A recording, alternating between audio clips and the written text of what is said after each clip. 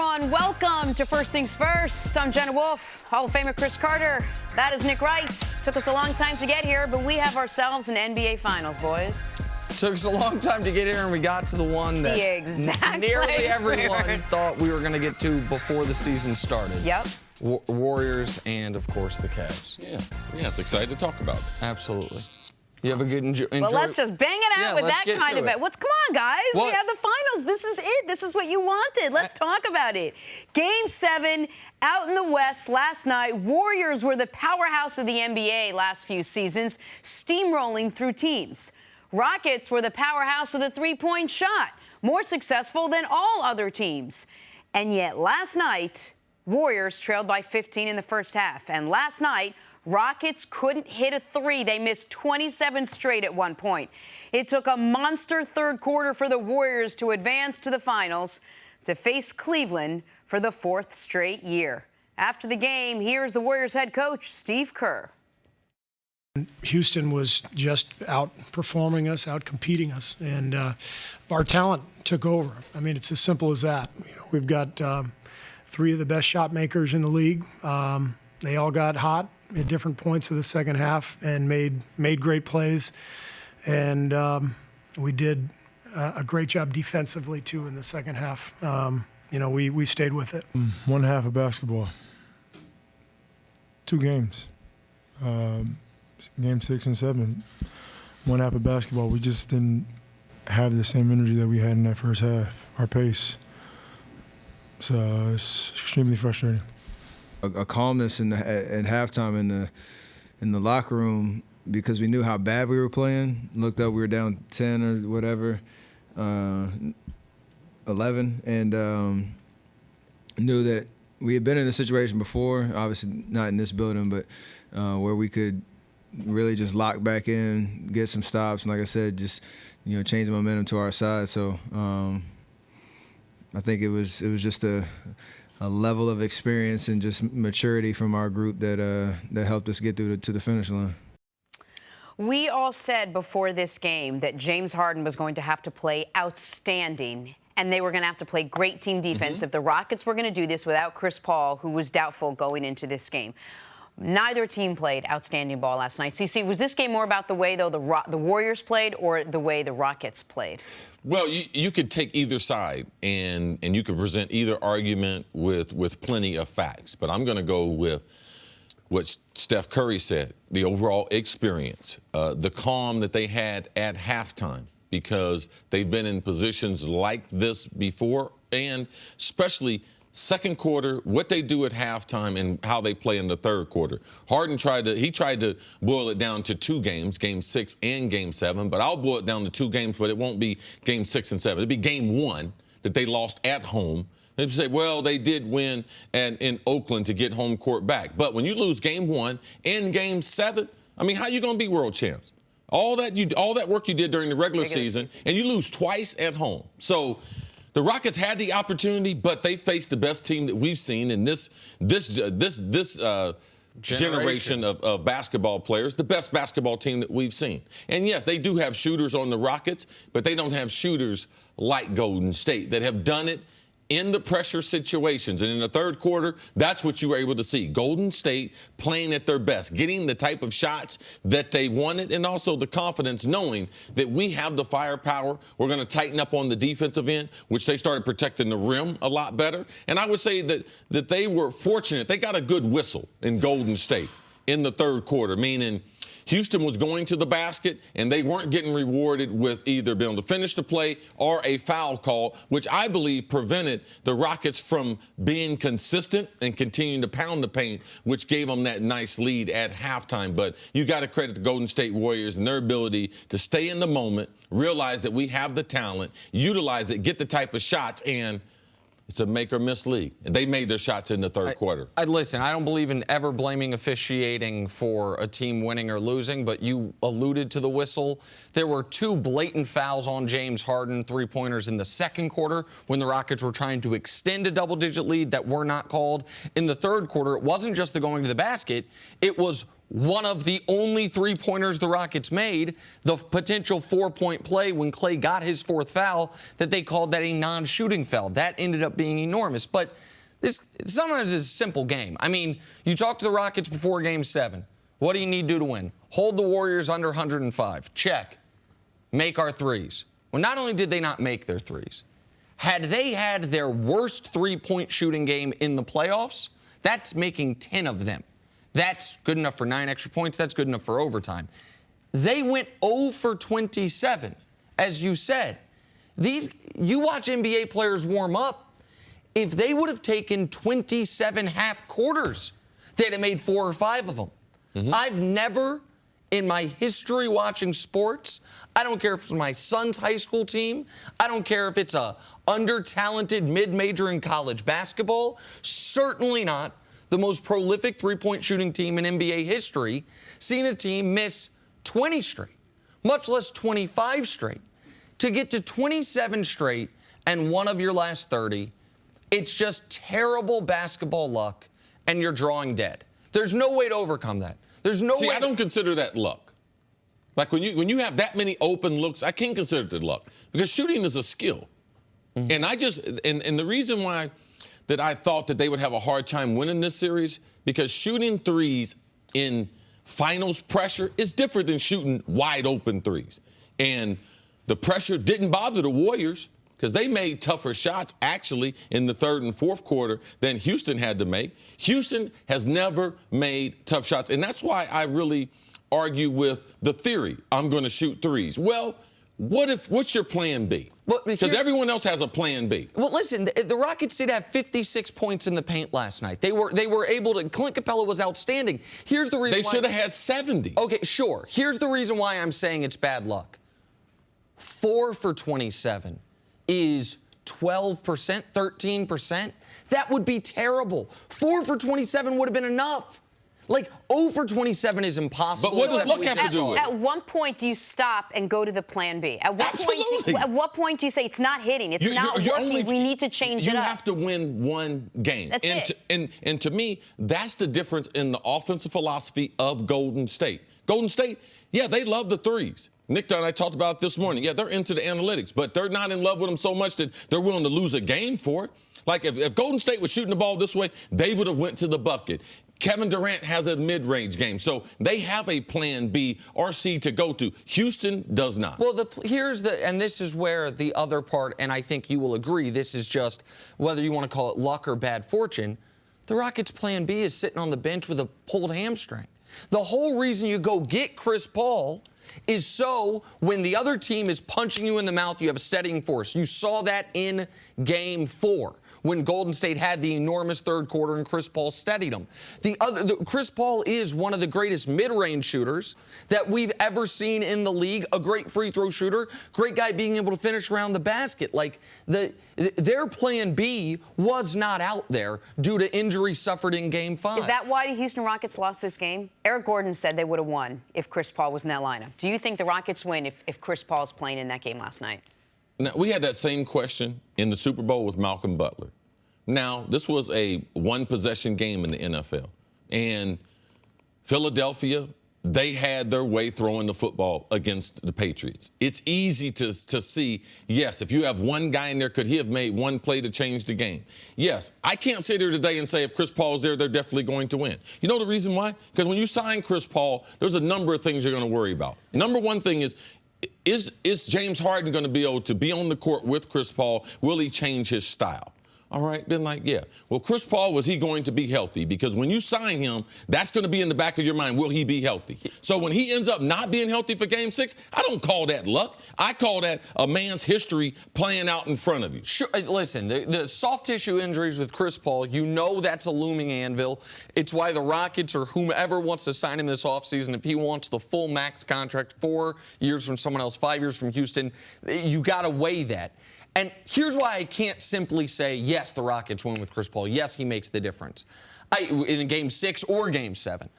I think the Warriors probably come out a little more focused in Game 6 or Game 7. If with Chris Paul out there. Like, I've watched the Warriors. I don't think them being down, you had their attention. There ain't no amount of focus. There's no player over there. When you're down and can be eliminated, there is nothing else that would heighten your senses. Well, I just can't. There's no way for me. I'm trying to think of a rationale as to why in the first quarter of both of those games they were so reckless with the ball, so careless with the ball, and so maybe they're a little more buttoned up if CP3's out there. Maybe not. But do the Rockets win if Chris Paul's out there? I can't definitively say that. What I can say is, do they have a much better chance? Is he the most important player, even though he's not their best player? The most important player on their team? Absolutely. Yes. Well, I don't know if it was Chris Paul's out there. Let me tell you who's not out there. Ryan Anderson. All right? He don't take off his warm-up. Yeah. And those minutes that he played, Golden State took advantage of those minutes. Joe Johnson played 5 minutes, but he wasn't bad. He was a wash, basically, in the stat column, and they didn't isolate him defensively. So if Chris Paul is out there, I do know that. I don't know if it was Mike D'Antoni or who said it after the game. They weren't saying that Chris Paul's contribution would have been more threes or more points. It was to calm the Rockets down in the third quarter. We needed someone out there to calm these guys down, and maybe, you know, the pressure did get to them, as you said. Listen, that was his job this year, and we saw him do it through the first 5 games of the series. It's just a brutal injury at the timing that it was suffered. All right, so it is the Warriors and it is the Cavs in the NBA Finals yet again. We will talk about this a lot more coming up, but on the other side, are LeBron's teammates actually underrated? I haven't said that in a while. That's next on First Things First. At Buffalo Wild Wings, we'll admit that we often go overboard with our limited time offerings. We just can't help ourselves. Take our new signature sampler. For $15, you get wings and 3 shareable options, like fried pickles or cheese curds. Then there's our aptly named over-the-top nachos, a literal mountain of crispy tortilla chips loaded with your choice of pulled pork or honey barbecue chicken, corn, jalapenos, and more. Then top it all off with our new platinum margarita. Go overboard with us today at Buffalo Wild Wings. Wings, beer, sports. Available for a limited time while supplies last. Please drink responsibly. We're going to get to the Cavs and Warriors, but first, James Harden, watch this. 2 defenders behind the back to Clint Capella. That's a nice pass. This was great. I mean, this was one of the many moments in the first half where you really thought the Rockets were going to win this game. Yeah, they were attacking the rim. I mean, they were getting so many good shots. I mean, inside the paint the first and second quarter. All right, then Ryan Anderson guarding Steph Curry. What happens next is relatively expected. This was a heartbreaking sequence because the previous play, Trevor Ariza had a shot go in and out, an open corner 3. So that was 3 off the board for Houston. And then Steph has a shot go in, out, and back in. Man, what, see? I'm just still on your luck. Golden State had all the luck. I didn't say luck. I said that was heartbreaking. Yeah, I know you went from luck to heartbreaking. I like it. Watch Eric Gordon showing off the handles here before dishing it to Capella for that very easy dunk. Again, the second quarter, this is what they were doing. Getting into the lane, dishing to Capella. How many points Capella have the second half? Not many. I don't think we'll be seeing too many highlights of that. Yeah, not Eric too Gordon, many. I thought, played an impressive game. Not many Rockets highlights at all going to the other basket. Any of these first highlights, they're going to be going to that basket, and then the Warriors are going to be going to that basket. True. Hey, you know who else watched last night's Game 7 besides the 3 of us? LeBron James. Actually, I don't know, but there wasn't much on last night, so that's probably what he watched. I checked. LeBron and the Cavs will now face the Warriors in the finals yet again, 4th straight year. But Vegas has them as massive underdogs in this series, mainly because of his supporting cast, or the lack thereof. But Steph Curry says we might be overstating how much LeBron is carrying this team. Take a listen. I hate when people say that. Like, they're NBA players, and yeah, they're new and whatnot. And Bron is amazing. He played an unbelievable playoff run to date, and has willed his team to his 8 straight finals and all that, which is it's unbelievable. To think about the consistency and longevity and this level of greatness that he's shown, but you know, don't disrespect the other guys out there. They fought hard too.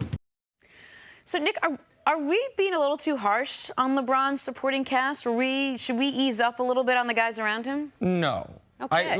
Listen, if Steph's point is that every single guy in the NBA would bust your head at the park, well taken. Of course. The 450 best basketball players alive, 435 of them are in the NBA. There's a couple in Europe and a few that just never got their lives right, and they're out on a blacktop somewhere. But yes, I understand that compared to the mortal American, yes, these are the best players in the world. But you can't compare them to regular people. You have to compare them to each other, to the other people in the NBA. And I mean, I can boil it down to as simple as this. Of the final 4 teams, there were 11 guys averaging at least 15 points in these playoffs. Every team has 3 of them. One team has 4 of them, except for the Cavs, who just have LeBron. The only guy even averaging 15 points. Like, the whole reason C is nearly as big of a LeBron guy as I am. And the whole reason C has said this is a bad team, that you've doubted them, it's not because of anti-LeBron stuff. It's because you don't trust his teammates to perform consistently at all, and that's been well-founded skepticism. So no, I don't think we're being too hard on LeBron's teammates. Hey, Steph, pick up your phone. You can. We're going to do a fantasy. You can have any of them except LeBron. They're all NBA players. Which one you want? Which one you want? And let me know how he improves your team. I got one guy. I got one guy that they'll take and it'll improve their team. And they probably wouldn't even take him. They can have Kevin Love. And Kevin Love becomes David West. Okay. I was going to say, I was wondering, and David West is out of the rotation. There you go. Right. Okay, so they can have any of the Cavs, all 4 of their starters outside of LeBron, and they can't even get into the rotation. That's how bad the supporting cast for LeBron is. JR, how bad has he been? The worst. Oh, let's say he's going against Klay Thompson. You talking about, let's go tell of the tape? JR shooting not the last week's games. No, not game 6 and 7. For the playoff series, how many? 18 games? 38%. So I'm sure that JR, like, they're terrified of JR. George Hill, oh, yeah, his days in Sacramento. Oh, yeah, he scares them an awful lot. Tristan, he's the only one with LeBron shooting above 50%. He's playing well, but no, Steph, let's not. Now, I understand as a pro, yes, they're pros. You're going to respect them. But I guarantee you, no one from the front office, Draymond's not calling the way they called KD when they lost to LeBron before. I mean, that's the thing is, you look at the 4 teams that were left as of 48 hours ago, so we can expand it past just these other 2 teams. Forget just the Warriors, one of the most talented teams ever. What Cavs players are breaking into the rotation for Boston? Like George Hill as the backup point guard for Boston? Sure. Yeah, because the backup point guard was hurt. It was injured because they didn't have one. Who are you taking? Would Kevin Love have been the 7th man for Houston? Sure. But there's not a player on the Cavs other than LeBron that would start on any of these teams. Jeff Green could probably get Jordan Bell's minutes because Jordan Bell is a young player and everything. He does provide a lot of energy and everything for him. But that's about it. Like, so you're hard pressed to even try to create a scenario where you would look at the Cavs players and be like, you know something? I really like what I see. And it starts with Kevin Love. Like, it starts with Kevin Love. When you see But it's not even like Kevin Love has been, like, the guaranteed number 2 this entire postseason. Kevin Love has been horrible. Okay. All right? Okay. No, that's the truth. Yeah. Like, it's the truth. There's no need to sugarcoat it. He's supposed to be an all-star. LeBron is the only player playing without all-star players. So I don't care what Steph Curry says. And when you mention JR's shooting percentage, people might say, he's shooting a lot of threes. Okay, Kevin Love. Kevin Love shooting 38%. He's 6'10". Like, I mean, and I understand he takes a lot of threes, but they were running a lot of post-ups for him, trying to get him to jump hooks. This is, I mean, people might say, now one guy we haven't mentioned his name. People say Kyle Korver. Korver's a guy here's the thing with Korver, who I have tremendous respect for and can't believe he's still playing in year 15. Man, Korver might go 4 for 6, give you 16 points and change the game. He also might do what he did in Game 7, which is make one shot, be a defensive liability, and be borderline unplayable to where you have to stick with JR. Like, there is no level of consistency from these guys. The Cavs have so much talent. Their second best player, Kevin Love, we were helped by his injury. Oh, how would you be helped by that? With Jeff Green being as athletic as he was, they didn't have the mismatches they had in the previous period. They had targeted Kevin Love in the Celtics.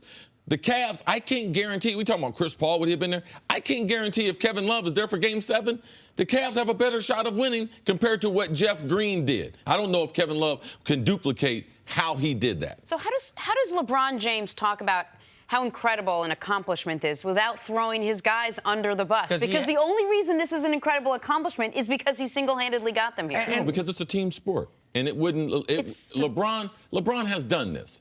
He's managed this. There's no one that's been better at being a superstar than LeBron. It don't pay to tell the truth. He knows what he's working with. LeBron knows what he's up against. And he has to build up their confidence, even if it's not working. Like, it does not help him to say, while our friend Steven Jackson joked about, and he was correct, LeBron's been very self-congratulatory. It's never been at the expense of his teammates. He's never all year long taken shots at them. Yeah. He's been very good about that. But this is one of the benefits to the Cavs role players all being replacement level. Is they're the one team that can suffer an injury, and it doesn't really change the math for you. Like, Kevin Love's their second best player. He's out Game 6, out Game 7. You're like, well, it doesn't really change my projection. No, they got better. Right? Because if everyone is playing at replacement level, when they get replaced, you don't drop off that much. The Warriors lose their 5th best guy, Iguodala. You're like, oh, that's a big loss. The Rockets lose their 2nd best guy. They can't recover from it. You have to factor stuff in. It's All right, we got to take a break. We'll talk about step. James Harden on the other side. This is First Things First. All right, let's talk some football, because we can. Coming off a disappointing 2017, Russell Wilson has high hopes for the Seahawks in 2018. The Seahawks quarterback says, quote, I think we're going to have a great offense. I really do. Chris Carr, do you think the Seahawks have a bounce-back season this year? Well, their offensive line, I don't believe, will be worse than last year, one of the worst that you've ever seen in professional football, and definitely one of the worst you've seen with a quality franchise quarterback like Russell Wilson. It's going to be interesting to see how they're going to run the ball. They haven't had a running game since Marshawn Lynch. Offensive line is a hodgepodge of guys. They spend the least amount of resources on their offensive line. So I need to see that change first. Keep in mind what they will have this year at the offensive line that they didn't have for the full year last year is Dwayne Brown at left tackle. Yeah, don't know how good he is. I know you got a lot of faith in him, but I don't know how good he is at this stage of his career. Okay, so that was a mid-season pickup from them in a trade from Houston. Listen, I think any team with Russell Wilson at quarterback has the capability to be a good offense and a good team, because I think Russell Wilson is that good. The pieces around him need to step up. Let's move on to the Dallas Cowboys. Ezekiel Elliott had an up-and-down year, missing 6 games due to suspension last season. His quarterback, Dak Prescott, said that the emotional roller coaster Zeke went through definitely took a toll on the young running back. CC, you expect Elliott to have a big 2018 season without all the distractions? I'm looking forward to it, yes. And talking to Zeke's dad, I know that Zeke also had some injuries and everything in his first year in the league, that he couldn't do the type of weight training. He's a workout warrior. He is looking forward to having these things behind him and to be able to move on. But you can't really think about the amount of pressure that Zeke was under with the investigation, the potential being of suspended, and all along, Zeke said he was innocent. So it's hard to try to fight for your name and reputation and everything. So yes, I look for him. It's got to be a big burden off his shoulders. And listen, Zeke is one of, just from a raw talent and ability standpoint, one of the very best players, not just running backs, best players in the entire league. He doesn't have the transition this year of going from college to pro, doesn't have the controversy they had from year 1 to year 2. This is, to use a phrase I think you like, the cleanest offseason that he's had going into his pro career. And I think he will be able to excel because of it. All right, to the NBA now. The Celtics have a lot of decisions to make in the offseason. Most immediately is Marcus Smart, who's a restricted free agent in 2018. But don't expect him to take a pay cut. Smart says, quote, hey, I'm worth more than $12 to $14 million. Nick, you're a basketball guru now. Should the Celtics bring back Marcus Smart? I don't know about at that price. Listen, I think a lot of these NBA guys are going to realize that the salary cap, it skyrocketed. Yes. And then it leveled. And there'll be some benefit from these conference finals going 7 games that you didn't have last year when they had sweeps in both conference, or sweeps in a 5-game series in the conference finals. But you have to have a very specific system for Marcus Smart to be worth more than $8 or $9 million in today's NBA economy. I don't blame him for saying he wants it. I don't know that he's going to get it. And you have to realize, I mean, he's a bench player. I mean, he's deep on the bench now. When you have Gordon and Kyrie come back, he's deep coming off that bench. So I think they can get better value. And also, you got to look to the future. Jaylen Brown, Tatum, and those guys, they're young now, but that could be money used for other valuable assets moving on. It's a great point. With those guys coming back, is he your 8th man? Is he your 9th man? You can't pay your 8th or 9th man $12 to $14 million. You can't. All right, let's get back to our top story now. Last night's Game 7 between the Warriors and the Rockets. The Rockets fell one game short of making their first finals in over 20 years. Two problems for them in this loss. One, no Chris Paul, and man, oh man, did they need him. And two, they forgot how to hit a three-point shot. Literally couldn't hit a shot. Missed 27 threes in a row. Went 7 for 44 for the game. Here's James Harden on the team's struggles. You know, just in that second half, our pace wasn't there. That third quarter, I was trying to get the guy, you know, come on, let's go. Let's go. It's time, you know, but we just didn't have that extra juice that we needed. I don't know if it was the big minutes. I don't know what it was. Well, hats off to them, but I think we're very close, obviously. And, you know, some things we'll tweak, and we'll get back on the horse, and we'll get these guys here pretty soon. So you see, this was the team that basically lost this game because of their whole mantra, which was shooting threes. I mean, it's basically what got them here. What was the Rockets season a success, given the way they lost? Would you still consider it a success? I can't consider it a success. I know the coach during the regular season, he said with the 65 wins that he thought the season was a success before the playoffs had played out. You have home court advantage. You have the Warriors in a Game 7. Nick said, based on what the franchise, that's what they wanted. They like to take their chances. No, you can't consider this a success because you are 12 minutes, and I'll take that, the 12 minutes of the third quarter. You're 12 minutes away from being in the NBA Finals, and you can't make the adjustments. Like the system that you have, it didn't prove out that it works. So I wasn't encouraged by watching that. People will say, use the excuse of Chris Paul. Well, you don't know what's going to happen next year. You think Harden's going to be just as good? Are you going to continue to play him 40 minutes? Can his body handle that? Is he in the type of physical conditioning to do that? So I would say that this year was not a success because my friend taught me that I didn't know this. Only 20 teams have won 65 games. 15 of those won the NBA championship. Now you know the Rockets what list they're on? They're on one of the teams that won 65 games that didn't win the championship. This season was obviously not the ultimate success, but I know what, Cece alluded to it, I know what their goal was. Secure home court, turn the season into a best of 3 against Golden State. They secured that. They then went one above that. They won the first game of that best of 3. And at the end of that game, they lost their most important player. And despite that, they had a double-digit halftime lead in Game 6, and then a double-digit halftime lead in Game 7. I can't look at one incredible 2.5-quarter cold stretch of three-point shooting and say it's an indictment on an entire system of basketball. You could never have duplicated or believed that a team would miss 27 threes in a row.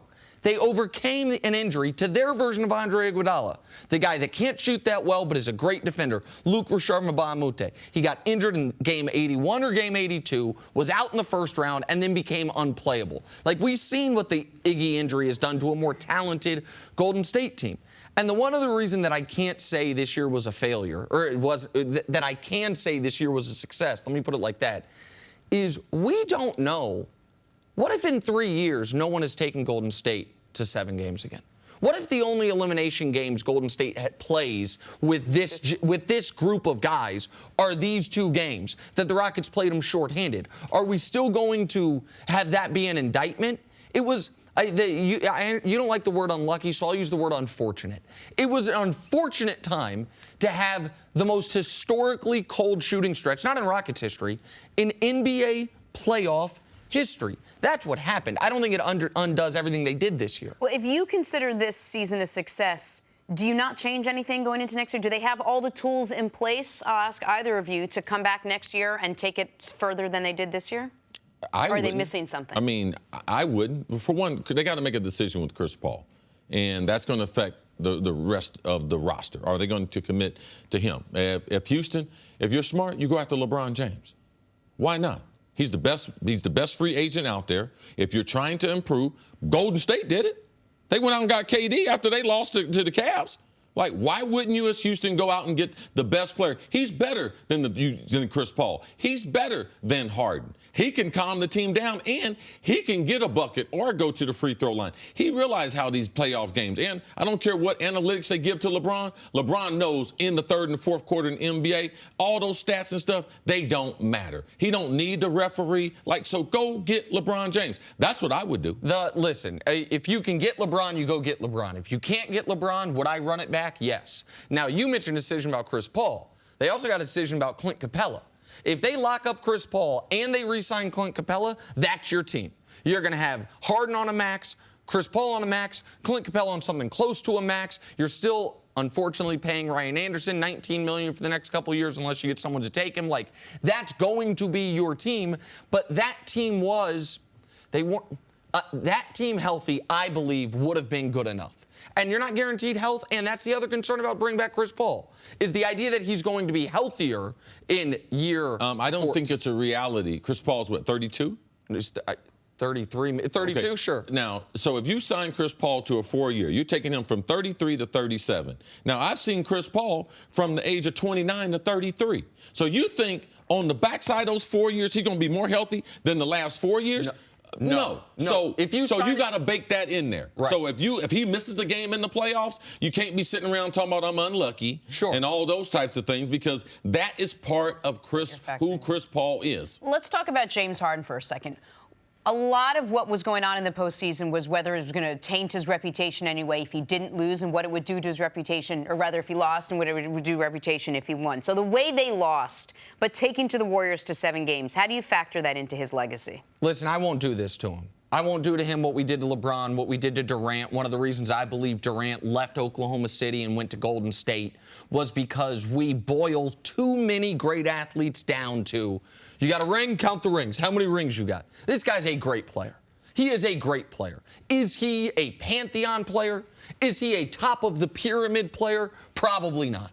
And had he won last night and taken his team to a championship, he could have become that. So if that's tainting his legacy, I'll say that. But what the onus on him once CP3 went down was enormous. Was he elite in games 6 and 7? No. But what's the list of guys we have active in the league right now that have been the best player on champions? You count them on less than one hand. You count them on less than one hand. Like the idea that everyone that isn't that is something less than, I reject. It's one of the reasons why I don't kill Russ. I'm not going to kill Anthony Davis. He's a great player who isn't LeBron. And is he KD? I don't know. Like, how would these teams have looked if those two guys were flip-flopped? I'm not sure. Like, he looks a lot like KD looked in these spots when KD wasn't on the Warriors. And I thought KD was a great player then and a great player now. I would challenge you to find the numbers, because Harden in 17 games in the playoffs, not game 7, 17 games in the, he didn't play great this playoffs. This is the best supporting cast that he had, best chance he had to win a championships. And to me, James Harden didn't come through. He didn't look like a superstar. You guys asked the question, how is his legacy affected? I'm just a person. I don't know what does Harden have as a legacy. What's his legacy? You were gonna say that he doesn't have a legacy to be affected. What has he done that we're going to give him a legacy? Okay, if he was to get hit by a bus, couldn't play any more basketball, what would we say about him? A league MVP, man. Every guy that's ever won a league MVP is a Hall of Famer, except for Derrick Rose, probably. Like, once you're a league MVP, and once you're two-time runner-up and one-time league MVP, I think you have a basketball legacy. So that's his legacy in the NBA, that he was a good offensive player. One of the greatest isolation players the league's ever seen. Absolutely. Probably one of the 6 best shooting guards ever in the history. So he didn't enhance that. If that's what it is, like if he's one of the best shooting guards, he didn't enhance that in the playoffs. Okay. So whatever his legacy is, whatever y'all want to call him, he didn't enhance that. Did he, as my man Coach Mangini says, was he a force multiplier? No. Did he help his teammates at the end of the game get better? No. Did he create shots for other people? No. Well, listen. He led the team in assists. He gave you 29, 5, and 7 in the series. Not in the series, in the playoffs. Pardon me. In the series, it was right around that as well.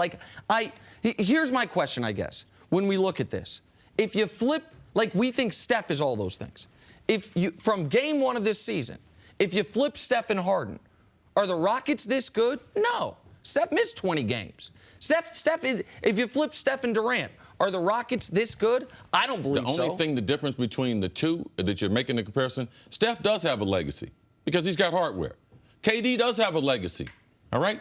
Because he's got hardware. Did you think KD had a legacy before last year? Because I did. I thought it was up in the air what his legacy was going to be. I thought he was going to be one of the best NBA players that we've seen in the last 25 years. What the legacy was going to say, I knew Kevin Durant, I knew he was a special player, a lot better than James Harden. So I guess... So here's my problem with that, and this is what my problem in general with the just counting the rings stuff. And I know I'm a man on an island here. Like much more people agree with you than agree with me on that, and I'm okay with that. Do I think the Warriors would have won the title last year if free agency were different, the years were different, and Harden had signed with them in the offseason, and Durant was in OKC? Absolutely, they'd have won the title. If those two players were flipped, and this was OKC, Golden State, but Harden's on OKC, Harden's on Golden State, pardon me, are we sitting here saying, Kevin Durant can't do it again? No, but we're paid to talk about what's really happening, not no fantasy. He's on Houston. Did he take Houston with home court advantage over the top? No. He shot 41% in 17 games. All right. Did he play well in this playoffs? No, he didn't play great. Well, you thought he played great. Well, there's a difference between not playing well and playing great. I would ask you this. Who in these playoffs other than LeBron has played better than James Harden? Because it can't just be... Kevin Durant. Really? So Durant's averaging the same number of points. Less shots. He's shooting a better percentage from the field, fewer assists, about the same rebounds. Like, with a much easier job, with much more help. Like, what? Listen, man, you sign up for what you sign up for. Agreed. All right? James Harden was a free agent. He had the pick of the litter, all right? Just like KD. And just because my decision's better than yours, you can't hold that against me. Of course, but I just don't think, when you're saying we're paid to talk about reality. James Harden had his team with home court advantage, everything was relying on him in H-Town. Let's forget the other 16 games. Last night, Harden didn't get it done. Okay, to my standard. That one, last night, I will agree with you. Last night, he was not good enough. I totally agree with you there. James Harden missed 59 threes in the Western Conference Finals, the most of players he just shot another one. He just missed another one. In NBA history. It's a big factor. Well, yeah, but it should be noted that the first, second, and third on that list prior to Harden was Steph. And everyone knows how great Steph is. Like, guys that shoot a lot of threes are going to miss a lot of threes. I mean, so I think that's an important note on that stat. All right, let's take a break. Coming up, are the 49ers Super Bowl contenders? They seem to think so. San Francisco to the Super Bowl. Next on First Things First. Welcome back to First Things First. Former head coach Eric Mangini is here. What up, Coach? Good to see you. Good morning. You enjoy your Memorial Day in New York City? I did. Good. Fired up. Cavs. Yeah. Beautiful Excited day about the yesterday. finals. Absolutely. Okay. All right. Almost as fired up as you guys were at the start of the show. Oh, yeah. I tried. Oh, yeah. I was going to rush coffee out here. I tried. It was the calm before the storm, Coach. Coach, you seem like the kind of Late guy that gets excited about NFL buzz, which is great because we've got some NFL buzz for you. Yeah. People tell you that all the time, right?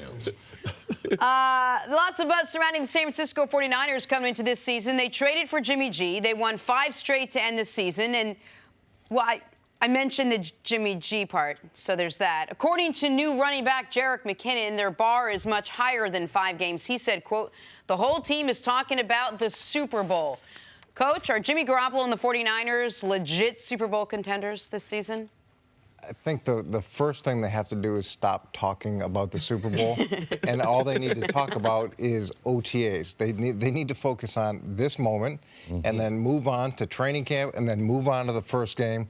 One of the biggest things that you can get caught up in is either focusing on the past, what happened, or focusing on the future. You can't control the past, all right? There's nothing you can do about that, and you're not Nostradamus. You can't predict it. So just focus on the moment that you're in right now. And look, Jimmy Garoppolo did a lot of good things last year. But Matt Flynn did a lot of good things in Green Bay. He was 5-0 before he went to Seattle, and then he never played, significantly again after that. So let's see where they go. And the worst thing they can do is start predicting and projecting and talking.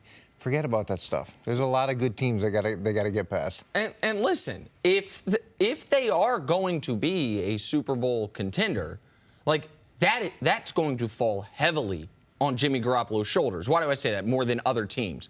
Because Niners spent a lot of high draft picks on their offensive line. They got 3 first-rounders there. On their defensive line, every D lineman's a first-rounder. A couple other players on their defense are first-rounder. You know where they have no first-round picks? Skill position guys. You know where they have no guys that you're like, oh, my God, that is a force multiplier? Wide receiver, tight end, the guy talking here, running back Jerick McKinnon, who's, I think, a good player, but I wouldn't consider him in the top tier, even secondary tier of NFL running backs as far as what they've done thus far in their career. So he's going to have to be, for their offense to be good enough, maybe it doesn't have to be great. Maybe those defense are going to gel and come together. For the offense to be good enough, he's going to have to be the term we've stolen from you, the force multiplier. He's going to have to make Pierre Garçon and Marquise Goodwin and Jerick McKinnon better than we've seen them up to this point in their NFL careers. I challenge football fans outside of Coach Mangini, because he's got a little history there with the 49ers. Name me 10 starters for the 49ers. Because we got them in the question bar, Super Bowl contender. Well, what other Super Bowl contender that we don't know 10 starters playing for him? So, number one, get them off the Super Bowl contender list, right? Because ain't no way that a team can be a Super Bowl contender and I don't know 10 guys on their team. Okay, so let's just stop all that off-season issue, giving out these Lombardi trophies. Jerick McKinnon, I would have asked him this question when he said that. I got everyone around here talking about the Super Bowl. Is this team better than that Vikings team you was just on? Because I disagree with you if you think so. And I know the Vikings, they came up 1 game short of the Super Bowl. And last year at this time, they weren't talking about that. So Super Bowl teams are not made in the OTAs by your conversation. They're made by the teams that are deciding this week we're going to try to get better at a certain aspect of the game. They have a serious question marks as far as their defense and their secondary. They got serious question marks as far as their playmakers. So there's a lot of work that they need to do. Like, Jimmy G has not been there 4 or 5 years, so let's not make a goal for the 49ers, something that's really, it's not obtainable. It's not a realistic goal to have this type of franchise that's still in transition. Let's not forget where they were before Jimmy Garoppolo took over as the starter, Coach. And when you look at it, too, with Jimmy Garoppolo's numbers, he had 7 touchdowns and 5 interceptions, and that's a concern to me. I'd like to see that number be a lot different and a lot more skewed towards the touchdowns. And the whole idea of building expectations at this point, that's a bad thing. We saw it last year with the Giants. You want to go into the season and have some time to gel as a defense, have some time to gel as an offense. Don't go in where you lose 1 or 2 games and suddenly everybody's saying, well, you guys are supposed to be Super Bowl contenders. What's going on? Then that puts internal pressure on the team to perform that they just don't need right now. Well, the bar is high for Jimmy Garoppolo because of the way the season ended last year, fair or otherwise. What are reasonable expectations then for this 49ers team? Look, I think that if they were able to make the playoffs this year, that would be great. That would be a fantastic jump from where they were last year. And they finished strong, which is good. But any team that consistently wins doesn't worry about how they finish, because you don't get to carry those wins into the next season. You don't get to carry that momentum into the next season. You've got to start over, and you've got to do all those things that you did well last year a little bit better, because people aren't going into the games now thinking, oh, we got the 49ers, where they maybe exhale and don't put forward their best foot. Now they're saying, okay, they've got Jimmy G. They're Super Bowl contenders. We got to fire up for these guys. And they're going to be able to have to match that intensity early. And, Coach, you bring up the fact that in that stretch, Garoppolo only had 7 touchdowns to 5 picks. I think people would say, yeah, but they went 5-0 once he started starting games. Okay. So that you got to temper a little bit as well, because if it's not the overwhelming statistical production, it's about, oh, you won the games. Okay, so you beat Chicago. You beat Houston, who had the worst quarterback situation arguably in football once Deshaun Watson went down. Tennessee and Jacksonville, which were nice wins. And then at the end of the year, the Rams team, which was resting everyone. So the statistical profile isn't extraordinary. The wins are a little misleading. I get it, though. They were 1-10, and then you win 5 straight to finish the year. You should be optimistic. But in your division, you have a Rams team that was really good last year that is going for it right now, right? You've got... They feel like they're Super Bowl contenders. Absolutely. You have a Seattle team that every year feels like they're Super Bowl contenders, and at least prior to last year had the track record of being in the playoffs, I believe, 6 straight seasons. Like, it's not the easiest division, and you don't have a lot of veteran talent that's been there to say, this is the steps we need to take. Yeah, realistic goals are to get into the playoff. Realistic goals are to go against the Rams and the Seahawks and try to get a split of those games. Realistic goals are to build sweep Arizona so you can have a winning record in your division. So that right there, those are things. Establish a home field advantage the way the 49ers used to. There's so many other building blocks that Lynch and Shanahan, that they have to, before you are a Super Bowl. There is no team last year that was 1-10 that we are considering them Super Bowl contenders. I agree. Good, Coach. Thank you so much for Drop the waiting mic, for get out of here. it. And that See you is tomorrow. that. We were just looking for the sign-off. We'll see you a little bit later on the show, Coach. Coming up, back to basketball with the Rockets have won last night as CP3 had played. Next on First Things First. Back here on First Things First, the Western Conference Finals is in the books, but let's not forget the dramatic shimmying that took place throughout this 7-game series. First, there was Steph Curry, in Game 4. Then, not to be outdone, Chris Paul, stung Steph with the shimmy in Game 5. What? Then the man who practically invented the shimmy. Oh, yeah. Look at Antoine Walker go. That's one of my favorites there. I used to get criticized for that, Chris. No, Criticized. No shot. I was Lucky a us. season ticket holder. I was shimmying right with you, Oh, bro. that didn't, man. But I used to get criticized for that. It's a new NBA, And now man. they can do it now. Oh, yeah. Feel free to do Now. Well, depending on who does it. They like Steph. Yeah. Yeah.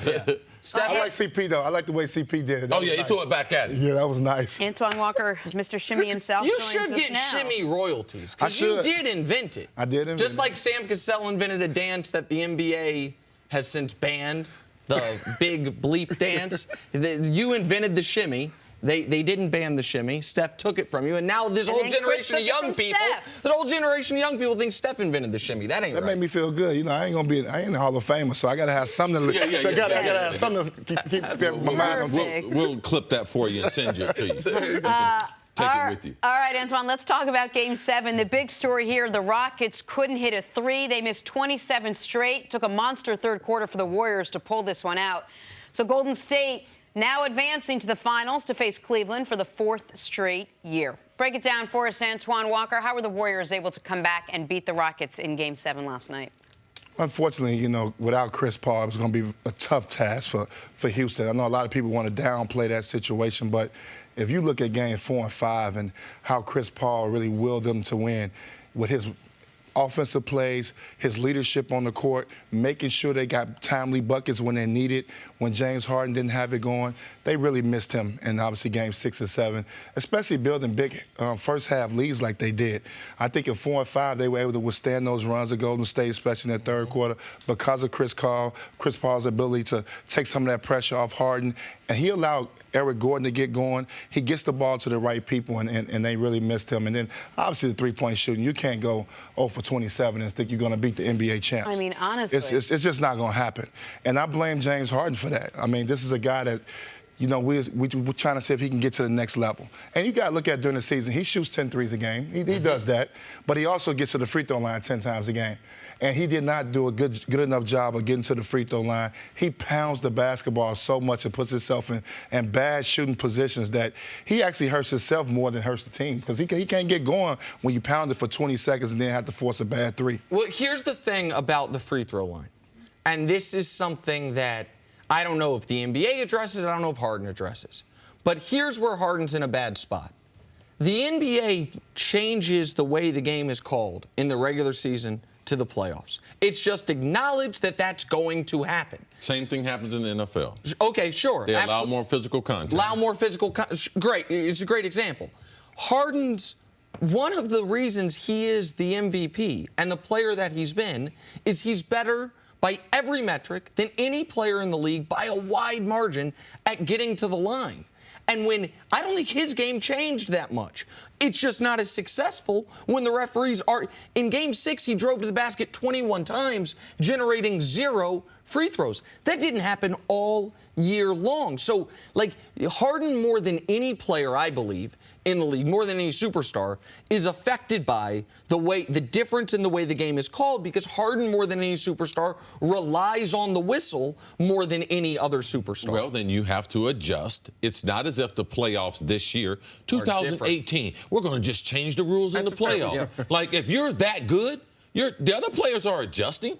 Steph's not getting to the free throw line as much as during the regular season. KD's not getting to the free throw line. We know Klay is not going to the free throw line. So LeBron's not getting to the free throw line as much as he does during the regular season. So Harden, and it's his game. You need to adjust to the referees. Your coaches tell you adjust to the referees. And adjustment has nothing to do with that missing. They had no plan B. That's my biggest problem with the Rockets. When they were on the 0 for 27, where's your plan B? Well, I think for James Harden, where the adjustment got to come, he has no in-between game. He got to look himself in the mirror. And every star player gets better. If you look at LeBron James in his 15th year, his offensive package is way better than it's ever been in his career. That's why we're so amazed. We're not used to seeing LeBron shooting fadeaways, making mid-range jump shots. That hasn't been his game throughout his career. James Harden has no in-between game. He can't pull up from 15 and make a 15-footer. It's either get to the basket or shoot a three. You can't be a superstar in this league, and when you know the rules are going to change come playoff time, and you can't get to the foul line, you got to be able to make a 15-footer. Yeah, not only does he have to be able to do that, his overall conditioning. In this era where we've seen LeBron James play 82 games, you got to tighten up his body to be able to go. He's talking about extended minutes, 40 minutes. That's not no extended time. If you are a superstar, that's no extended time in the NBA. So that would be one thing. The last thing that I would want him to improve on, besides the intermediate, his overall conditioning, he got no right hand. Look how many times at the hole he can finish with his right hand. Last night, they forced him to his right. He tried to shoot the ball with his right hand, but he is not a guy that can finish at the hole with his left or his right hand. So if you take his left hand away from him at the rim, he has problems finishing. Antoine, it sounds like you place more blame on the Rockets for losing this game than sort of glorify the Warriors for winning it.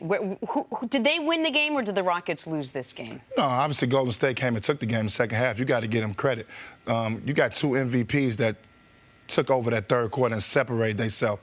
They knew that their back was against the wall. They were down 11 points, and Steph Curry and Kevin Durant came out very aggressive and really took the game over. You got to give, and Klay Thompson picked up his fourth foul. They did it without Klay. They did it without him, so they took over the game. So you can't take anything away from that.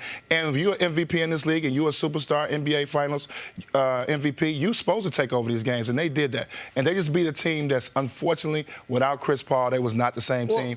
It was going to be hard for them to win. I think sometimes in sports commentary, we do a bad job of conflating an excuse and an explanation.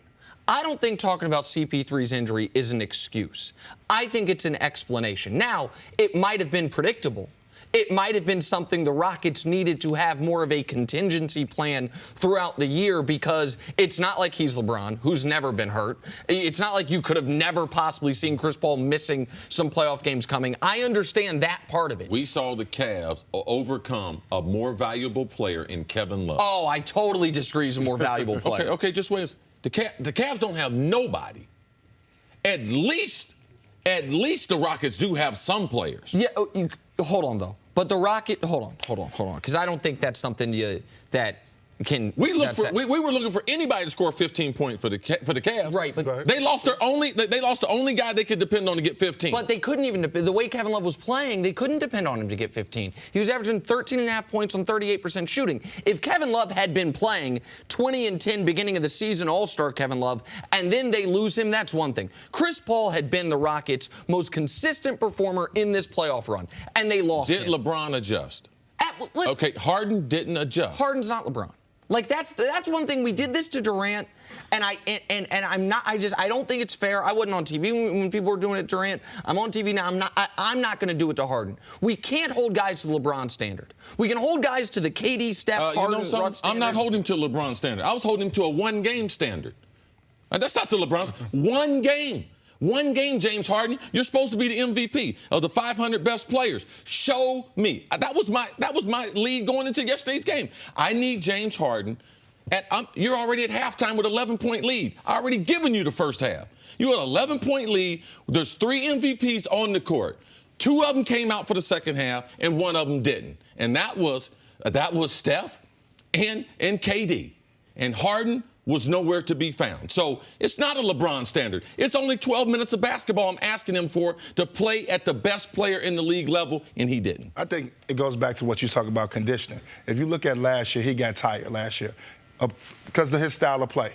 And now without Chris Paul, another guy he can get a ball to and make plays, he's not going to be as effective if he's not in that condition that you talked about, where he's in that LeBron condition where he can play 48 minutes. Because when you're the MVP, you got to be ready to strap him on and play 48 minutes. I used to tell Randy Moss, you can't control your talent. God already gave you that. But what you can control is how good a shape we're going. We're going to be in the best condition athletes on the face of the earth. When we leave training camp, that's what we're going to do. If Harden had that type of mentality, I think we can see different results.